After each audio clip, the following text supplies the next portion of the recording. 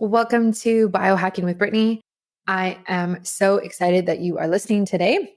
This is one of my Friday episodes that is dedicated to women's health.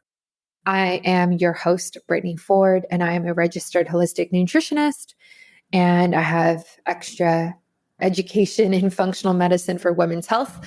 And that is why we kind of focus Fridays on women's health now. I want to be able to give voice to a lot of the concerns that women have in the biohacking and optimal health space. So today is exactly on point with that. We get into some very, very interesting topics in today's episode with my guest, Susana, who is an acupuncturist and has over 25 years of experience of functional and Chinese medicine. It's really interesting. We go from talking about epigenetics and how that influences egg and sperm cells and hormones. And then we also talk about the impact of chemicals on us and fertility. So we talk about glyphosate and overcoming multi-generational impact of glyphosate. How does it impact aging and how does it impact fertility for men and women? And then we also talk about detoxing. We're all exposed to glyphosate and other similar toxic chemicals, but what can we actually do about it? Like, how can we detox? How can we manage our detox pathways in a better way on a day-to-day basis? And we dive into her recommendations and different strategies surrounding that. And it was really interesting going through this. I definitely learned a lot from her, and I think you will as well. We also talk about acupuncture, which is one of my favorite modalities, especially for preconception and fertility and everything like pregnancy, postpartum, everything like hormonal related. I just think it's so great for. And then we also dive into the heart and womb connection, which is something I have definitely not focused on before. We hear about the gut brain connection or maybe the gut heart connection, I guess. But thinking about like the womb and what is the womb connected to? What is the uterus? What are our female reproductive parts connected to? And getting into how that connects to the heart.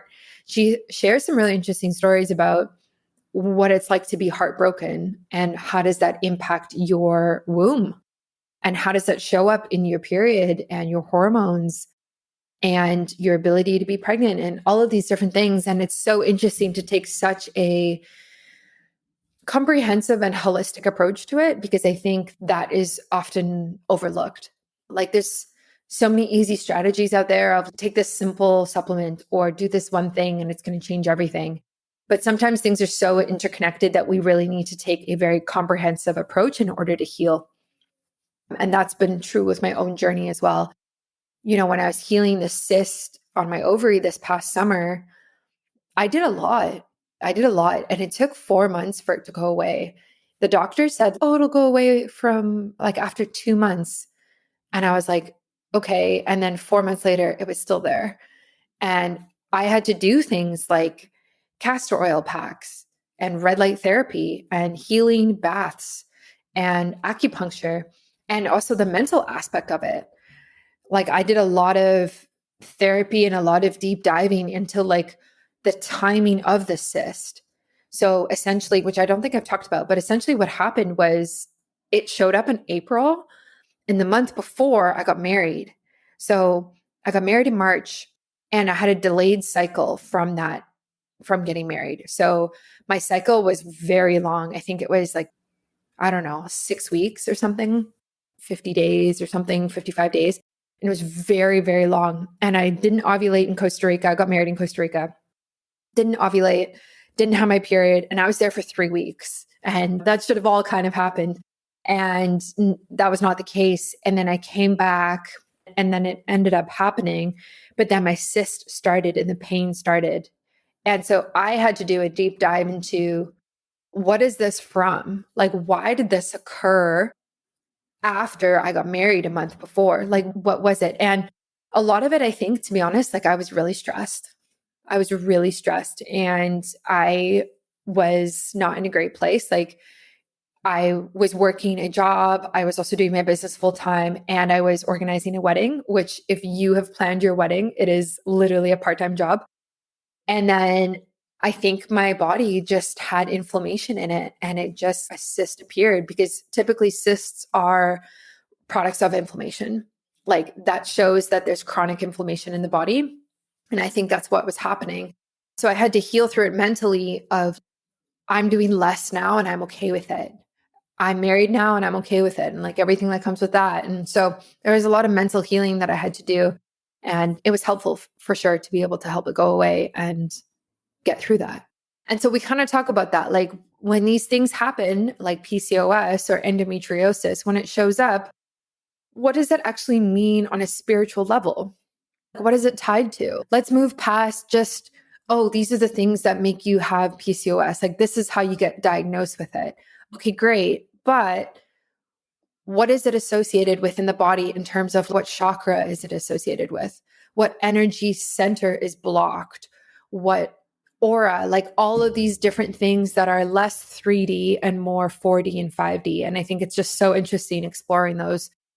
And again, you can take it and leave it, or leave it, take what you want and leave the rest. That's the point of these podcasts, is take what you want and works for you. And if the rest doesn't work for you, then that's okay. That is totally fine. And something will strike a chord, even if it's just something small. Thank you to Bioptimizers for being a sponsor on this podcast episode. I love Bioptimizers. I'm actually meeting with them tomorrow, which will be great to just kind of talk. And, it's nice to do some FaceTime, even though it's over a screen, when you work online and you don't really get to meet people. And there's so much emailing and way less actual video calls. It's great to actually meet people. But Bioptimizers is one of my favorite companies. They've always been one of my favorite companies. You can find them on my website. They actually just released a new stress product, which I want to try.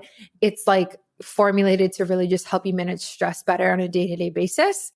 But I really just love their magnesium right now. So their magnesium has 7 different types of magnesium in it. It is the most comprehensive magnesium on the market. If you are buying magnesium, which you should be, because everybody should be on a magnesium supplement, and most people are deficient in magnesium. If you are going to buy a magnesium supplement, Bioptimizers is the one to buy because it is full spectrum. So you might see another magnesium supplement, say it has 1 or 2 different types in it. You don't know that type that's in there is going to help you with what you need or what you might be deficient in. So for example, if you are really stressed, there are certain types of magnesium that can help with that. But what if you buy a product that doesn't have that type of magnesium in there and you actually just didn't know that and you just heard the word magnesium and you just bought it?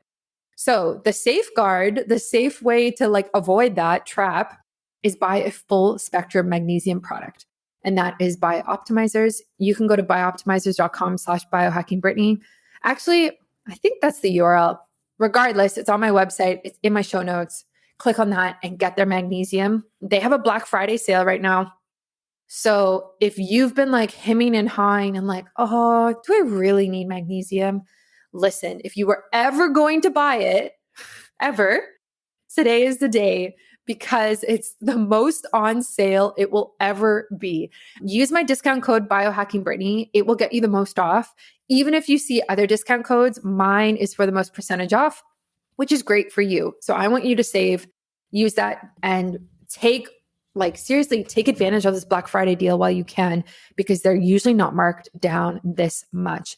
And then a shout out to Mimeo. Same with Mimeo. Mimeo is so cool. It is a new innovative supplement that has 4 different ingredients in it that target cellular aging and longevity. These ingredients, so it's spermidine, NMN, PEA, and OEA, are all actually designed to do this and help with cellular health. However, they're way more efficient when you stack them together. And that's where Mimeo comes in. Mimeo did the research. They took the time to run the clinical studies, and they put this all into one supplement. So that's all you have to take on a day-to-day basis. So you can take care of your cellular health, your longevity, it's anti-aging, and make sure that you are getting the benefits of a 36-hour fast in one supplement, which is crazy. That blows my mind that they've been able to figure that out. So In my opinion, Mimeo is easily one of the best biohacking supplements on the market right now. I think they are one of the newest supplements I've seen this year. They are breaking ground, like they are paving the way for changing how we think about doing supplements. The other thing I love about them is that they have reusable and recyclable packaging. So you order it and it comes in this metal container. And then when you get a refill, they send you a pouch. And the pouch is made out of recyclable plastic. And then you just pour it in. And that's it. So there's not like plastic bottles all the time getting sent to your house. And so it's much more environmentally friendly like that, which we love. So enjoy this podcast episode. I think you're going to get a lot out of it. Thank you for listening. If you feel inclined, please leave a review on Apple Podcasts or Spotify. These really, really help the show get noticed and get into more listeners' ears. I'm such a small podcast and I'm just slowly growing. So you're just helping out a small business, and it would mean a lot to me if you did that. Thank you so much. And if you have any questions about your health, you can message me on Instagram. Check out my new website, biohackingbrittany.com, and I will catch you on Tuesday for another episode. Welcome to Biohacking with Brittany. I am so thankful that you are here joining us today. This is going to be a deep dive into all things fertility and women's health. And those tend to be kind of my favorite topics these days. So I'm very excited to welcome a seasoned expert, Susana Puelles, who is a functional and Chinese medicine expert, as well as herbalism. And she has just so much experience in this space. And honestly, she talks about things that I haven't even thought about when it comes to fertility and women's health. So I'm excited to pick her brain. Susana, welcome to the show. Thank you so much for having me. I'm so excited. Yes, me too. So can you kind of introduce yourself and share a bit about your background on how you got into functional and Chinese medicine? Sure. I've been practicing in holistic medicine for about 15 years now. And beforehand, I actually worked as a medical assistant for an OBGYN. And so coming from a Western background, I wanted to delve into that. But as I pursued that in my younger days, it wasn't going to be for me. And I eventually burned out of getting ready for med school, pre med, and all of that. I knew I wanted to continue to help women in a clinical setting as I was doing. I found it fascinating, but it something was missing from it, and I eventually burned out on my way through the medical journey, and I came in contact with an acupuncturist. And even though I was in the medical field working in it for quite a while, it was the first time I've ever heard of acupuncture and Chinese medicine. And after a couple of treatments, I was hooked and it blew my mind. And my acupuncturist at the time, I asked if I could follow her around all summer, and she did. And then I went to Chinese medical school, and that's how I started my journey into holistic medicine in general. And from then on, I continued to do the work in women's health, fertility, mostly womb health. I loved clearing out fibroids and cysts and endometriosis and things that were starting to show up, and women didn't have an outlet. And I saw them in clinic when I was younger, and there was no treatment for it at all other than birth control. And now I get to do other lifestyle changes and herbs and other techniques and see dramatic shifts in people's lives. And that's how my career started as a holistic fertility specialist. I wanted to have children, and I was having a harder time than I thought. I thought it was going to be a lot easier. And I eventually got pregnant, and at 28 weeks, I developed cholestasis, which is a high risk pregnancy. And it can basically, my detox pathways, my liver and my gallbladder start to slow down and function. And we run the risk of poisoning the baby. So I had to be induced at 37 weeks, and my birth was natural, and everybody was fine until it happened the second time with my second baby. And after that happened, and I gave birth to a healthy baby, I wasn't satisfied with the doctors just telling me, you're okay. This just happens in pregnancy. It's just genetic and, you're fine. You're fine. And I didn't feel that I was fine because during that time I was delving into functional medicine. And a lot of my colleagues, a lot of the people I was surrounded with were saying, no, no, we have to evaluate the pathways, evaluate the liver. And this isn't genetics, this is environmental. And that's how I kind of turned my practice over into full blown kind of fertility and environmental medicine in just testing myself, learning what it meant to be this environmental chaos that was affecting my genes that expressed when I was pregnant. And since then, the results I get are just phenomenal. And in just practicing on myself and then taking that into how I work with patients now, it's just a next level experience how you can really change people's perception of how they can heal, how they came to where they are in their healing journey, and really actually give them answers rather than saying, no, no, it's just genetic or it might go away or, just pray that it doesn't. And there's so much that we can do. And so from that experience, on top of my work experience, that's how I've developed my practice in helping women and couples move forward here. Wow. I think it's so inspirational to hear that. And I think it's so interesting to talk about the environmental impact on turning on and off certain genes and how that actually played into your pregnancy. So, can you dive deeper into that and kind of explain what do you think the environmental factors are that relate to that? And if someone's pregnant listening to this right now, what can they do so they can try to maybe avoid that happening? Definitely. When I was trying to get pregnant, even though I was in the community and in the holistic business, we weren't talking about preconception the way we are now.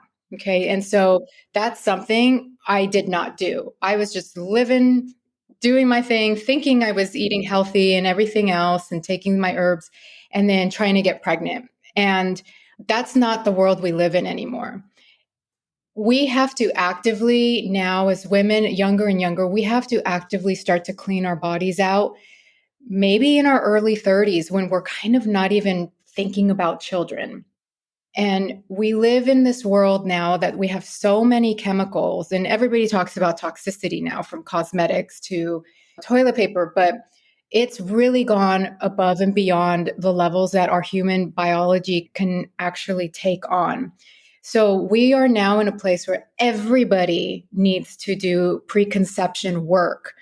And it's not just cleansing because everything is just taxed. Everything about our bodies, our glands are stressed to the max. The chemicals don't help. And so when I discuss environmental concerns, we can start as early as what kind of food and water, the basics. What kind of food and water are you exposing yourself every day? I come across a lot of people saying, I eat healthy, everything's fine. Healthy means different things to different people. When I was trying to get pregnant the first time, I was a vegetarian. And now, 15 years later, I do not see that as a very healthy diet. So, in our food alone, we're exposed to hundreds, if not thousands, of chemicals every single day. And that's your 80 to 90% toxic burden. As crazy as that sounds, that's where you need to focus on your food and your water, especially the pesticides. The pesticides that have been sprayed right now, our fertility, our hormones, the way our bodies just communicate with each other are affected by pesticides that have been started to be sprayed in our population about 30 years ago. We're seeing that now develop. Any woman, regardless of trying to get pregnant or not, even if you have a hormone imbalance that you may want to look into now or in 10 years, we have to start with our environment. And that comes from your food and water because that you can control. Yeah, I love that so much. I don't know if you know this, but I am developing a preconception health course from based off of my own experience and also just like education. And it has a lot to do with what you're talking about. When I started my own preconception journey, I was thinking, and this was about a year ago, I was thinking, okay, like what should I do to get healthy so that when I start to try to conceive, things, odds are better and I have a healthier pregnancy and that type of thing.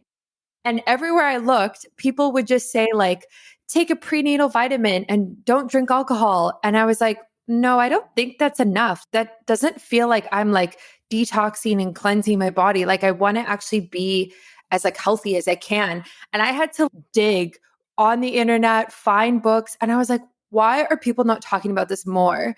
Like, when people go through fertility struggles, there tends to be this like reaction that we have of like, oh, I can't get pregnant. Oh, what should we do now? Let's suddenly start trying to be healthier now. But my take is like, let's put you through a preconception period before you even start trying. And let's start teaching you about being like proactive so that you actually don't even get to that state where maybe you are struggling to conceive. That's absolutely what we need. It's this new awareness that's coming to the forefront for people like you and me and other practitioners. And this is where we're at right now. Back maybe 30 years, we might not have needed this conversation, but we do because the statistics are very alarming. And yes, even 10 years ago, you go to the OBGYN, I want to start a family. Okay, I want to get pregnant. Okay, great. Take a prenatal, don't stress, and maybe lose some weight if you need to, or eat healthy. Oh, that was it. Eat healthy. Right? Like I said, healthy means different things to different people. But when I look at this, that's clearly not enough good advice. And that's probably why Western system is the way it is right now, especially with more and more fertility clinics popping up. That's not the answer. I'm not pro and I'm not against them, but that's not the answer. The reason they're popping up is because our biology has been changing. We have a really high toxic load that is affecting literally our egg quality and the sperm quality years before you're 30. And so we do need to make a lot of changes aside from eating healthy and taking a prenatal. Prenatals are not healthy.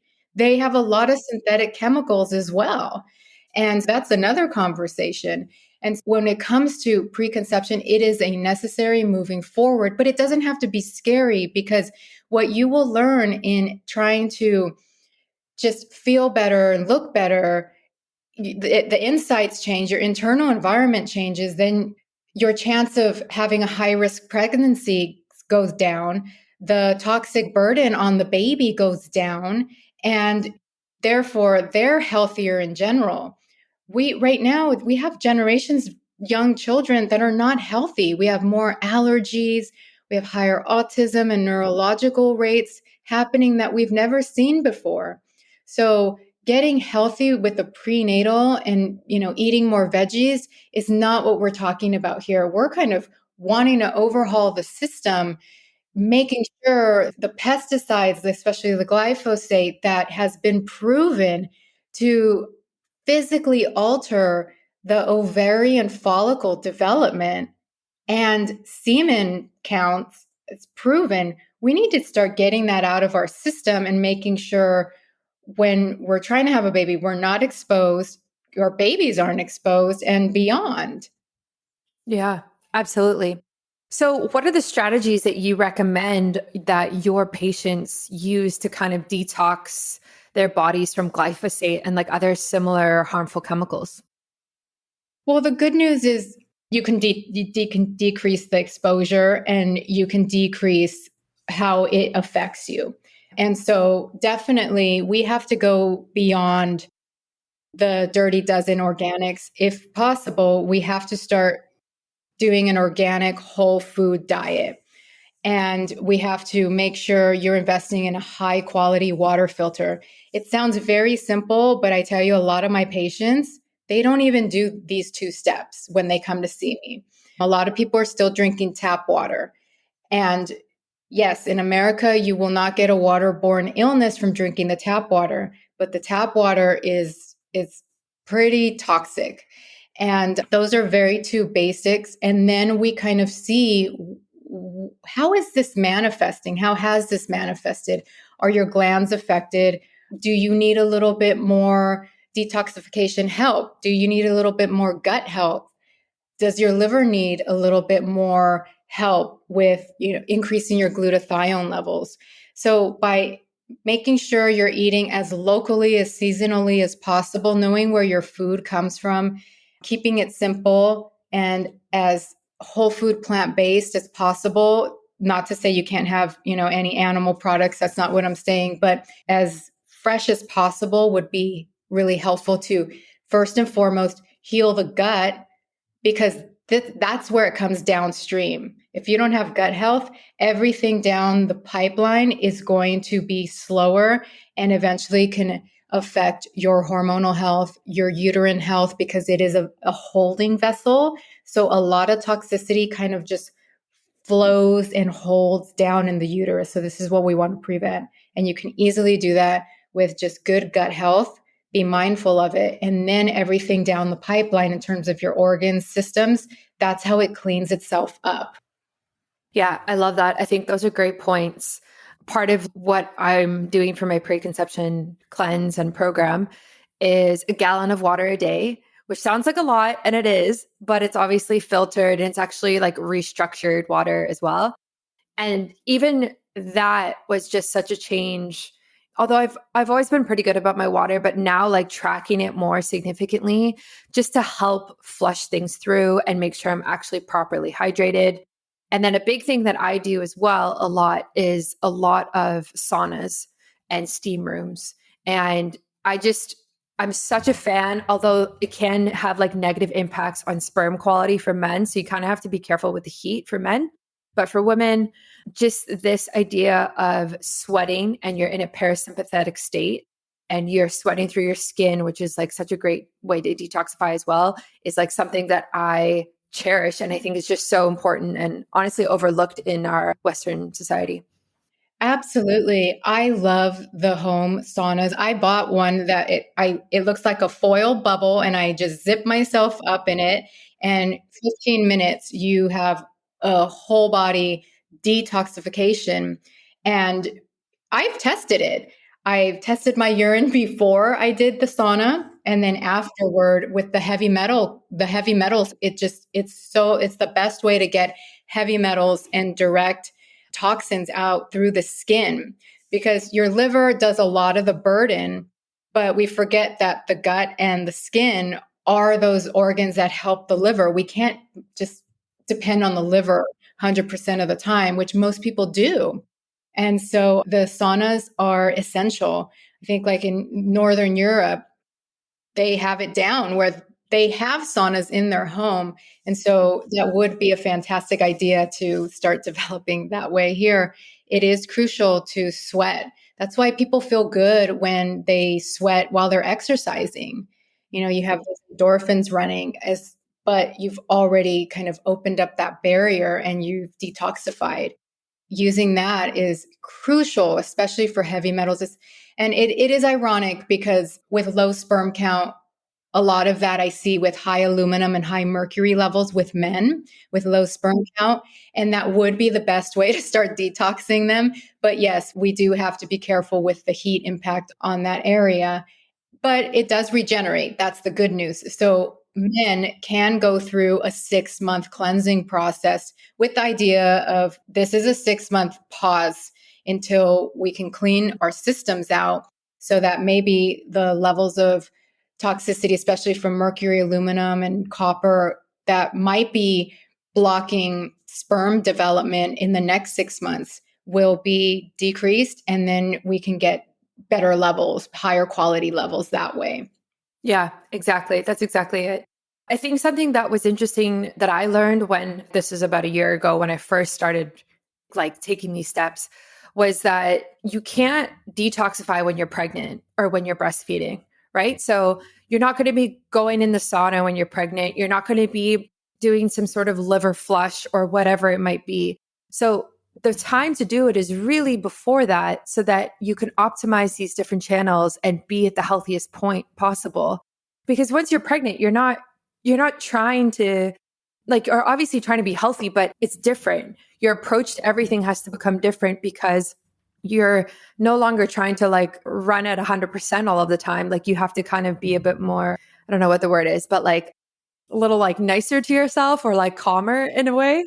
Right. And so, yeah, it's just having that foresight to be like, okay, that's going to be kind of more of like a wintry vibe, that type of season in my life where I'm going to slow down. So, what could I do now to prepare for that? And then the other thing, like you're saying about the sperm, my husband did the cleanse that I put him on, and he actually tripled his sperm count from it because we tested him before and after. And part of that I had him do, and he was super on board for it, which was great. But part of it was no alcohol and no cannabis at all, because both of those substances independently, let alone together, have significant impact on sperm quality and quantity, and also his hormones as well. So it just had to go for quite a while. And it was so interesting to get his results back. And they were so high. And I was shocked. I was not expecting that. Hi there, folks. I've got some thrilling news to share with you. The Bioptimizers Black Friday mega sale is in full swing. And guess what? It's actually not just for one day, it is for the entire month of November. This mega deal is available only for my listeners and only with my code. Yep, you heard me right. It's literally just for us. Now, you already know that I have an unwavering trust in Bioptimizers. These guys are the real deal when it comes to improving digestion. And let's not forget about their top of the line magnesium. It's truly the best on the market. Plus, they actually back up their products with a rock solid 365-day money back guarantee. No questions asked. Now is the time of year when you fill up your shopping carts and stock up on Bioptimizers goodness. Trust me when I say this, you won't be able to find a better Black Friday deal anywhere else, not even on the mighty Amazon. The biggest discount you can get and amazing gifts with purchases are available only on my page, bioptimizers.com/biohackingbritney with code biohackingbritney. We all have those never-ending Black Friday wish lists, but this year I challenge you to put your health at the top of that list. Instead of those impulsive purchases, let's focus on what really matters. So why wait? Choose health over unnecessary things this Black Friday. Head over to bioptimizers.com/biohackingbritney and enter my code biohackingbritney at checkout. Let me know what you think of it, and don't miss out on this mega deal for my listeners only.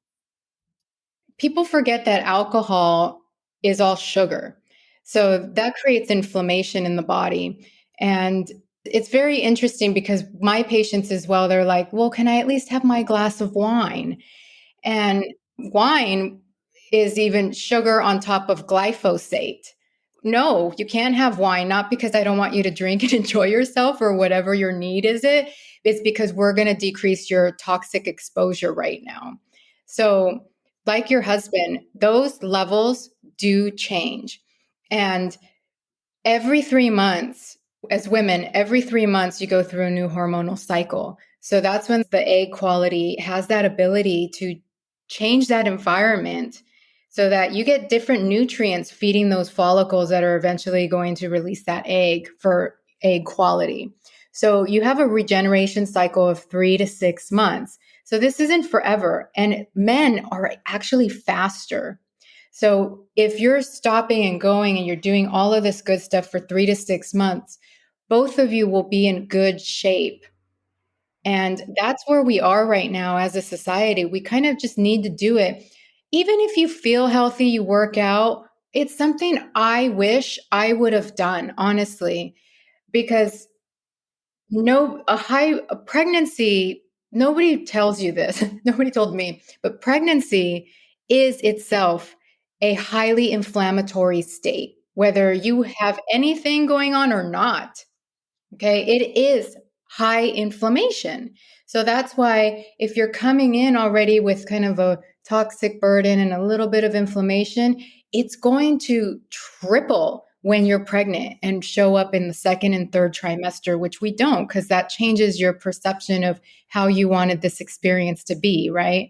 And we do have the power to change it, just like you are and your husband. Everybody does. It might take somebody a little bit longer with PCOS or endometriosis, but just trust that these are exposure issues. I don't say that they are hormonal imbalances anymore, because a hormonal imbalance, that for me is a side effect of what's going on with our internal environments being really, really, really bombarded by toxic overload, stress, and toxic food supply and things like that. And so we can do so much, and all of these little changes you can easily make. You can easily make.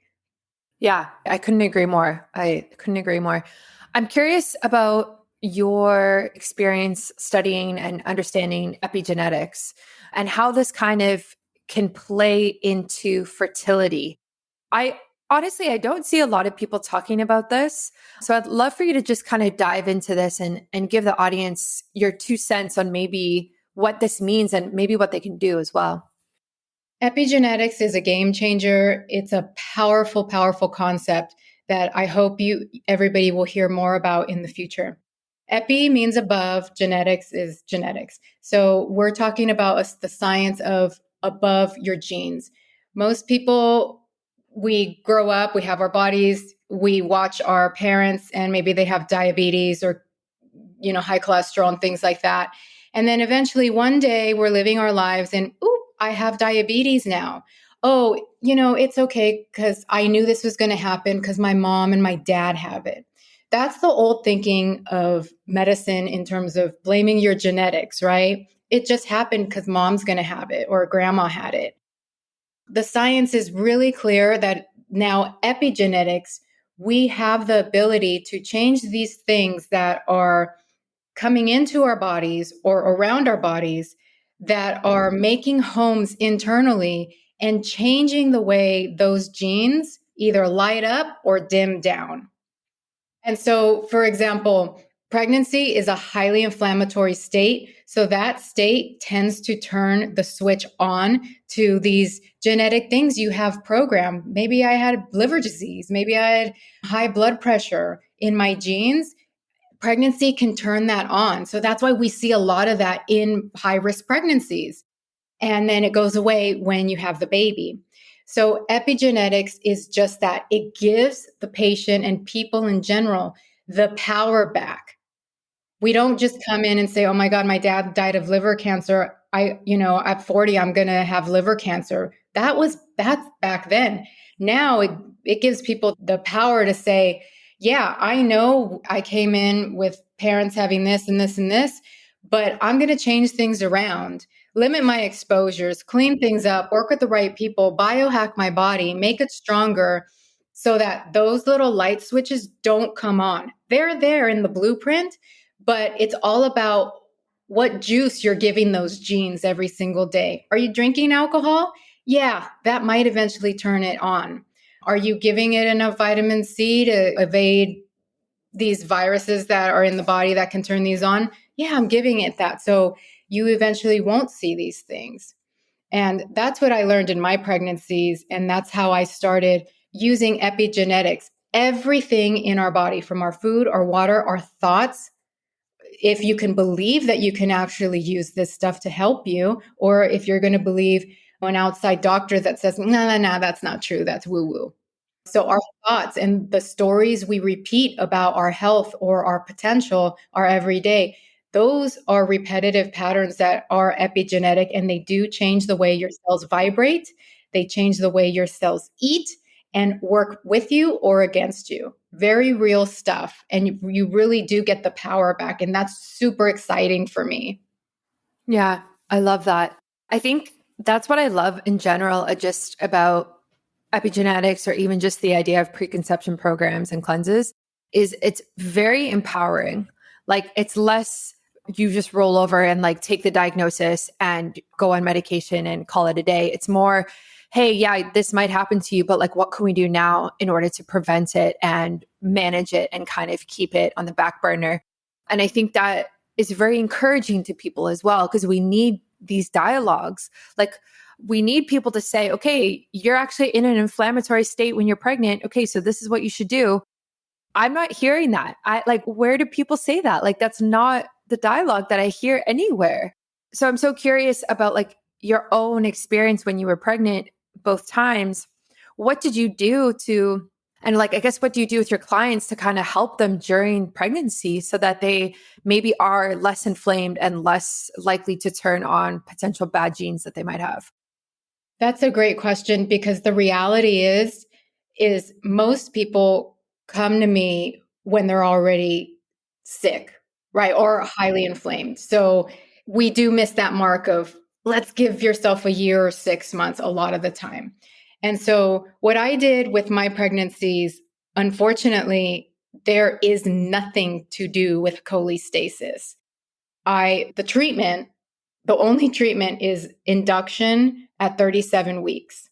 And that is it. And after 28 weeks, I was monitored every single week. I had to go to the hospital and monitor the baby's heartbeat and growth and things like that. So at 37 weeks, that was the treatment. Even my midwives, who now I couldn't really use the way I wanted to, they would give me light herbs, but there was really nothing to do. I missed the mark on preconception there. And nobody really knew how to talk to me about it. I had a lot of PTSD after the first one, and definitely after the second one, because my medical team said, this is very strange. We really don't see it happen twice, especially to the same mother. So when that happened, that's when and then they told me, your genetics are pretty bad. Your dad had liver things. So this doesn't surprise us, but it does surprise us at the same time. So I myself thought I was eating healthier, but it just wasn't enough. It wasn't enough. And afterward, that's when I really got to work. And I just said, okay, well, I'm not going to have another pregnancy anymore. Now I can really go to town and overhaul all of my pathways here, because there's something that I completely missed the mark. And when I tested myself, my glyphosate and other 21 pesticides were through the roof. My aluminum and my heavy metal were really high. I mean, I didn't even know how I was being exposed. And then I started to figure things out. My BPA levels were really high. And I was maybe 6 months out giving birth. I was still breastfeeding my second baby when I was testing myself. So it was very alarming and concerning. And then so after I was done breastfeeding and finishing that, I learned more and more about gut health, because during this time, that's when the evidence of, or the mainstream talk about the microbiome and this new gut brain axis was coming out. So I did a lot of work on healing my microbiome and definitely increasing my glutathione levels and protecting my liver. And the good news about your liver is it always regenerates after certain months. It's a regenerating organ. So give it the right juice and you can regenerate all of these things that may not be working in your favor. And so that's what I did for about 2 years, because it can take up to a couple years in some cases to get heavy metals alone out of your system safely. I have my own protocols that I work with my girls or my couples, and it's very lifestyle based, but it's in the recipe. You can't just tell people, do a fertility cleanse like I'm seeing now. Take a tea, do a fertility cleanse. That there is no fertility cleanse. It's a system. It's a system that is deficient. So where are the holes? And then let's patch them up. But then we have to overhaul the entire environment. And so it's a very complicated thing to tell somebody, do a fertility cleanse. That's why it can take 3 to 6 months, because it's not just taking milk thistle to protect you. If you have to clean out your liver, be known, you have to make work on your gut and your kidney health on top of your liver and gallbladder and other things. So it's a multi-universe. And so I the environment is part of it. And I don't know. I mean, I see a lot of people talking about it, maybe because I'm in the field that we're trying to put these things together and put it out there for people. Because for me, this stuff is so exciting. Where I saw my health was during my pregnancies and even afterward, even though afterward my checkups, I was healthy, by my OBGYN standards, I was healthy and good for you. You lost all your weight and you're walking around, oh my God, and all this stuff. I was healthy. But from a functional medicine perspective, 1 year out, I was a nightmare. These things, when I look at them clinically, these are things that can lead to cancer or Alzheimer's and very, very difficult diseases that in the end, I think are still environmental based because I can see them change. I see them change all the time. I love that. I just think that's so helpful for people listening. In my own journey, I had irregular cycles for quite a while. And then I healed from a hemorrhagic ovarian cyst that I had this summer. And so I had to put a lot of time and effort and thought into how I was living and what I was doing, kind of similar to you. And I found that the best approach was a holistic approach. So it wasn't enough for me to just be like, okay, I'm just going to eat organic food now and filter my water, kind of like what you're saying. I had to like really think about, where is all of this toxicity coming from? What does my day-to-day life look like? Am I moving my body enough? Am I drinking out of plastic straws? Like in the spring of this year, I got rid of all of the plastic in my house and I donated it and I replaced it. I had like metal jars and glass and that type of thing. And I just replaced or got rid of the non-stick pans that we had. And now we're using cast iron only. And I really had to do kind of a full life overhaul. And it sounds like a lot of work, but in reality, it kind of is a lot of work because we're so bombarded day in and day out that you kind of have to look at your life from every perspective and then think, okay, is this making me healthier or is this making me unhealthy? And why am I dealing with these certain symptoms if I'm supposedly healthy? Right. So obviously there's more going on here. So it really forced me to dig deep, and yeah, it was needed, but I'm glad I did it. You're absolutely right. It's definitely not enough to filter your water and eat just organic food because we can go down the rabbit hole and ask what really is organic, right? And so I even at the year after I was delving into my own health post pregnancy, and when you have a baby, whatever you've done now in your preconception and your awareness and your environment and what you're changing, it's going to quadruple, just FYI. Okay, just a warning. Then, wait, what are my babies playing with? Wait, no, Legos? No, no, no. Yeah. But I don't see it as like, oh my gosh, I can't live in this world because it's so toxic. I don't, that's not a pattern I'm putting in my consciousness. It's an awareness that I'm thankful that I have this awareness and that you're going to have this awareness. And I guarantee, even if you learn something next month about something you didn't know, in 3 months, you're going to learn something about something you didn't know. And in a year, and it's going to be constant. Wait till you get to diapers and toys and things like that. But rather than say, oh my God, this is going to make me sick if I'm going to stress out about it, I don't see it as stressful. I see it as fun because there's a lot of opportunity for entrepreneurship there. There's a lot of ideas to help people. I think that millennials and Gen Xers and even younger, we are going to open the doors to a healthier world. And it's not stressful or something to just be like, I'm going to live in a bubble. That's not where we can go with this because you can make your body stronger and fertile way into your 40s, believe it or not. It's true. And you can have fun doing it while being more creative about things from a consumer standpoint that we thought we needed, but we're just like, we don't need that. And it's wasteful and it's kind of toxic. And what can we do instead? So I think all of this is a whole journey into consciousness and awareness. And if we take it from that level rather than like, oh, I can't anymore, this is stressing me out, then I think we change the perspective on it. And that is holistic healing. It's not just about the supplements. It's not just about what food to eat. That's the very, very basics. And that's where we need to up level our thinking about holistic health because it is the way you think about your journey here on earth. That's the holistic point of view. Yeah. And that's honestly one of the hardest parts to work on.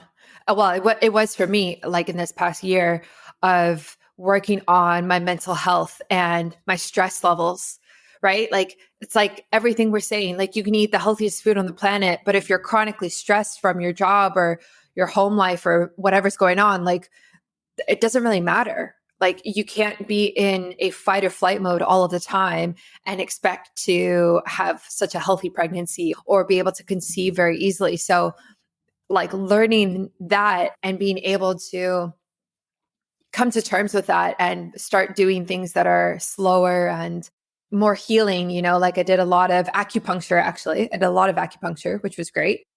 And I did a lot of like healing baths, I would call them. So I'd put like baking soda and Epsom salt in baths and run like hot water and use like candles and Epsom salts and incense and binaural beats and just create this like very Zen vibe. And it was just those practices that really made me feel like grounded and good in myself and really moved the needle for me. So yeah, it's not easy and it's a journey. And that's what I just remind myself always is like, this is a journey and it's going to be a journey today and it's going to be a journey in 10 years from now as well. That's right. And you're just going to elevate your consciousness because it's a constant journey of learning and awareness. Especially you're starting, from what I'm hearing, you're starting your journey of motherhood. And just by eating and creating that environment for you to decrease your stress just for you, regardless of how it's going to turn out in a year or two or three with ever many children, you're creating this holistic environment that's nourishing your soul. And that's really all we can do as a holistic point of view. We forget about that. Like I said, everybody, the first thing is like, what supplements can I take? What food should I eat? And I said, that's not okay. If you come at me like that, that's not what we're going to discuss. We have to, like, where's your awareness level at? Or what do you do to make yourself laugh or happy? And some people don't want to answer those questions. Some people want to just have a baby because they turn 38 and their mother-in-law, or they're stressed out because they heard at 35 everything goes downhill, which is not true, ladies. It's not true. But the stress and the conscious conception, that's the word I wanted. It's like, what is your why in all of this? What is your why? My why is to, be healthy and fun and lively, to see my babies grow up and enjoy them while they're hyper little boys and have the energy to play with them, but also do things for myself that make me happy and live the life I want to live that makes me happy and them happy, and help people along the way. And that's just, I hope that it's this elevated consciousness, and it takes a while to get there. It's taken me close to 20 years to get there. And I'm always learning every single day because I don't know everything. And every new study I read, I'm like, wow, this was 30 years ago. And we're just getting the news now clinically. You ask about why aren't we seeing more of this? And it's because the research that we might have our hands on right now that's very innovative, we don't see that in Western medicine, you won't see that in clinical practice. It takes a lot longer for the clinics to catch up on the research. So that's why when we just take a step back and just kind of have this awareness of maybe Western medicine or my doctor, a nice person, but I don't want to be on medication. I'm going to put it out there that something else is out there. That's when people show up in your life. Have you heard of acupuncture? Or have you heard of just meditating? Or you don't need the IVF, if somebody's doing this and that, and you think that that's all there is. There's a whole new world out there, but you really have to kind of put yourself out there, and kind of things you think you already know, you don't, because it's all a journey and something new always pops up. And that's what's cool about all of this experience. Let's talk about getting the remarkable benefits of fasting without the daunting commitment of long-term fasting. As a dedicated professional, always on the lookout for ways to enhance my health and well-being, I've explored intermittent fasting extensively. And if you're a listener of the podcast, you know this. However, I've often found myself pushing the boundaries and experiencing adverse effects such as sleep issues and energy slumps, and also hormonal issues. While intermittent fasting did offer some positive outcomes initially, like many of us, I struggled to incorporate it long term without it really disrupting my daily life. However, my life has recently taken a turn for the better, all thanks to Mimeo. This is the world's first biomimetic supplement. This incredible innovation is the accumulation of years of rigorous clinical research, meticulously designed to replicate the effects of a 36-hour fast at the cellular level, which is wild. With Mimeo, I can now experience the holistic benefits of fasting without enduring prolonged periods of hunger and deprivation. Are you intrigued about the benefits? Let's get into it. First and foremost, Mimeo activates your cells' innate regenerative capabilities, much like fasting itself. This translates to optimized metabolism and better control over hunger, which a lot of us really value if we're trying to watch our weight. Secondly, it significantly boosts energy levels and accelerates recovery, making it an absolute game changer for active individuals like myself. Thirdly, Mimeo elevates mood and sharpens mental clarity, enabling us to be at our absolute best every single day. I definitely notice this, especially when I take it right before work in the mornings. The icing on the cake is that Mimeo's formulation is exclusively derived from molecules naturally produced by our own body. This means it is very, very safe because it is in perfect harmony with our biological system, delivering optimal effectiveness. Still not convinced? Mimeo offers a 100% happiness guarantee. That's right, there's absolutely nothing to lose. So for all of my fantastic listeners out there, if you want to give Mimeo a try and add it to your supplement stack, I really suggest you do so. And you can do that by using my discount code BiohackingBrittany for 10% off for the first 3 months of your subscription, which is awesome. Join me along with countless others who are on the path to revolutionizing their health with Mimeo. Bid farewell to the challenges of long-term fasting and usher in a healthier, happier version of yourself, which we always love. Thank you for listening. And always remember, when it comes to optimizing your health, Mimeo holds the key. Visit their website, linked in my show notes and on my website as well, and embark on your journey towards a better you now. Yeah, exactly. I will say with the elevating your consciousness, something that helped me a lot was microdosing with psilocybin and just being able to create new neural pathways with 100, 150 milligrams was very interesting when I would do it 2 or 3 times a week for a few months. And that was such an interesting experience in itself to be able to start connecting the dots a little differently. And then that coupled with talk therapy, having a therapist that I went to was really what turned my mental health around in the last few years was having those 2 different outlets. I didn't do it at the same time, but just giving myself space to be able to talk to a professional. And so I always recommend to all of my friends and my family, I'm like, you're not in therapy? Why not? You should be. Everyone needs therapy. We're all going through our own things, and it can be so helpful to have a professional even just create space for you to just ramble about your day, Absolutely. Yeah. A lot of people do not have that outlet. They don't have very many people to talk to. And even these plant medicines that have been coming up, I haven't experimented with them, but I have a lot of patients and friends and, acquaintances. And I think it's all cool when it's very safe in a safe place, because plant medicines were the first medicine. There's nature there to support us, and whatever journey you have to take to, with you opened different neural pathways in different chambers of your brain with the help of plant medicines and, in a safe space. And your consciousness is completely different than the Brittany of before you did that. You can't go back. And that's a gift. That's such a gift to many people who want to delve into that. And that is a very holistic healing approach. Exactly.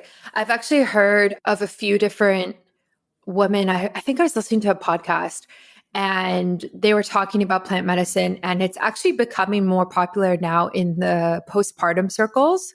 especially for women who may be dealing with postpartum depression, just because a little bit of psilocybin can be really great for mood elevation and bringing us out of fight or flight and more into more of a relaxed space. So it's so interesting hearing about taking this thing like plant medicine and using it in a beautiful way to support mental health with women versus like, I think the narrative that I kind of see on Facebook and like a lot like older narrative is more like moms drinking wine to cope with the day of the kids. Do you know what I mean? So Oh, absolutely. Yes. yeah, yeah. So I think we're kind of switching gears a little, and I think that's good as long as it obviously doesn't go too far. Wherever you want to take it, that's fine with me. Yeah. So I would love to talk about the heart womb connection. I know this is something that you kind of talk about, and I've never really thought about the heart womb connection, maybe not like directly in the way that you talk about it. So can you kind of explain this to us for people who maybe have not like connected those two things? Oh, definitely. Okay, so the heart womb connection is an ancient Chinese medicine theory, and it's clinically relevant, and it's amazing because in Chinese medicine, we do not separate the mind, body, soul from what's happening physically to our body, right? And we have vessels from the heart, you're literally your heart organ that pump blood up and down the body. One of those connects to the uterus. And so the heart womb in China, so in Chinese medicine, the heart is the organ that pumps blood throughout your body, number one. But the second function of the heart in Chinese medicine is to be a vessel, a house for your shen, which is your soul, that subconscious that we keep talking about. And so it's your emotions, who you are subconsciously, your passions, right? And when we see that if there's a weakness, it doesn't pump enough blood to the uterine vessel. So there could be weaknesses in the period. This is a good clinical example of seeing the heart womb connection. If you've gone through PTSD or some really, really intense trauma, some women might not have their period for 2 to 3 months following that trauma. And that's a complete example of the heart womb connection. That trauma that has disturbed the shen, the soul, your emotional being has there's a blockage, there's a weakness from pumping blood to your reproductive organs. And that's for safety, right? Because if you're in constant fight or flight, there's no way the body will let you have a baby to protect you. And so it goes vice versa. You need enough blood in the uterus to go back to the heart so that you can have, good mental health, low anxiety. And I just see this clinically. Women with a lot of anxiety and mental health problems, they have deficiencies in their period. They have irregular periods. They have very scanty periods. They have trouble with fertility. Women that have been violated in their wombs manifest a lot of anger and anxiety. So you see this up and down kind of relationship with the heart and the womb, the emotions with the safety vessel. The uterus it's a reproductive organ, but it's also a safety vessel. It's a vessel that houses and receives something for it to grow. So if the heart, the spirit, your spirit isn't in it, it's not full, it's not present, then there is weakness. And so there's emptiness in both these vessels. And so that is the theory of the heart womb connection. And I see this in clinic so much throughout my practice, even through menopausal women who are the hormones are fluctuating, they're decreasing, they're declining, have insomnia. So the shen is disturbed. So we calm the shen, and guess what? Their hormones regulate, their periods regulate. That's the relationship. Yeah, that's so beautiful. Yeah, it's honestly, it's sad that you see that so much in your practice. I think that is a lot to do with society and unfortunately, and how women are often treated. I think like women are over sexualized from a very young age. And like you said, like there's sadly a lot of like sexual abuse that happens and just inappropriate things. And it doesn't necessarily even have to be abuse. It could be even like inappropriate comments or something like that that you can personally take on that then kind of shows up like that. And like you said, like kind of this idea of like a broken heart and how that can actually show up in your womb health is very interesting. But again, it's like sad to think that this is like what a lot of women are actually facing. And then it's the question of, okay, maybe things have happened in your past or your childhood. And it's like, how do you heal those traumas so that your womb can be in a healthier place? And that is very deep work to do. Absolutely. And again, we don't have to necessarily have to have like a physical trauma. We may just be burning ourselves out, just trying to compete with ourselves. And that might just burn out our shen and our vitality and our adrenals and our reproductive capabilities and seeing that. And you're so right about society. I mean, this theory, when you won't hear this from a Western OBGYN or a Western physician. And I think that's what's sad about the separation between a holistic practitioner and a Western MD. And in medicine, women are coming to the doctor when they don't feel good, right? And then what goes on? Maybe you need an antidepressant or an anti-anxiety medication. And that's not what's going to help us connect or help us feel better. That's just going to help mask everything and drink some wine at the end of the day. We were conditioned in the West. We don't integrate these things holistically. So that's why people don't hear about it until they're at their end, willing to quote unquote try anything. Because we are conditioned to believe, especially as young girls, to believe that if you have painful periods, that's totally normal. If you're moody, that's totally normal. You just have PMS and all of this. It's not normal. It's not normal. And, just take birth control if you have pimples or pain with your periods. That's not normal. But we are conditioned in a Western society to believe that, if the doctor says that this was normal to take when I was 12 so that I don't have clots or pain during my period, then that's normal. It's really not. And so this is a lot of healing for yourself, but we also have to heal as women. We have to change the system in our awareness and how we see where medicine is going. Like I said, when I was a teenager, I started in the back clinic of an OBGYN's office. I was thrown into the sharks and I saw a lot of stuff that if I had a daughter, I would kind of be appalled that she had this job. I would be concerned with what she saw.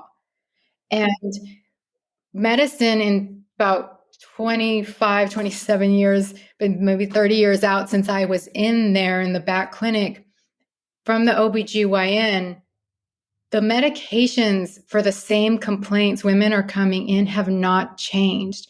It's birth control, hormone replacement, and now anti-anxiety and antidepressants. They have not changed. So that's why we do have to seek out other forms. And I hope that the younger generation and even those listening now have this opportunity to find a different practitioner that not only hears them, but understands there are different ways of healing and not medicating yourself, because that's a societal Western indoctrination there of our medicine, of our medical system. And it's not changing fast enough for women's health in general and fertility. Yeah, absolutely. I couldn't agree more. I was put on birth control so young and I didn't know any better at the time, but it's just so overprescribed. You come in and maybe you have these symptoms and that's the first thing that they say and you're like 16 and then you go on birth control and then what, you're going to be on birth control for the next 15 years? Is that the plan there until you're ready to maybe start trying for a kid? And then you come off of birth control and you're struggling to get pregnant, but your body also hasn't had a regular cycle in how many years? So the whole thing is just like, there's so many repercussions of having such a quick fix in a pill like that. I think more people are aware now, but it's still overprescribed in my opinion. But obviously we need it in society, but I still think it's overprescribed. To close out, I want to pick your brain about stem cells. Now, I don't know a lot about this. I know a little bit about it, but I know this is kind of something that you also like dabble in and talk about. How does stem cells kind of play into this role of fertility and women's health? Oh, I'm so glad you brought that up because going back to the heart womb connection in Chinese medicine, this is the perfect Western meets Eastern scenario. So now we have found there's research that has found stem cells from your uterine lining have been taken from the uterine lining and put into women's muscle tissue that have suffered like a heart attack. And the stem cells literally help regenerate the muscle to heal a broken heart. Isn't that so amazing? So that really helps to kind of not only bring this heart womb connection from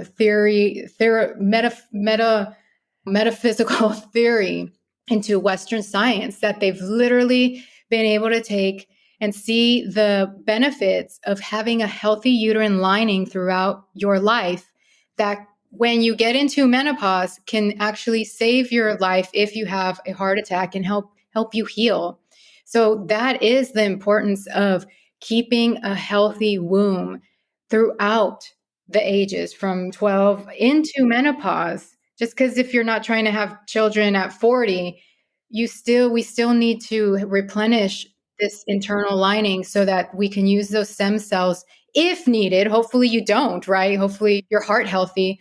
But after menopause, if women are having heart conditions, where they're seeing that stem cells in the reproductive organs can be used in other parts of your tissues as grafts to help regenerate all of these tissues. And that's an amazing thing for the future. All of it is prevention, so we don't have to do that.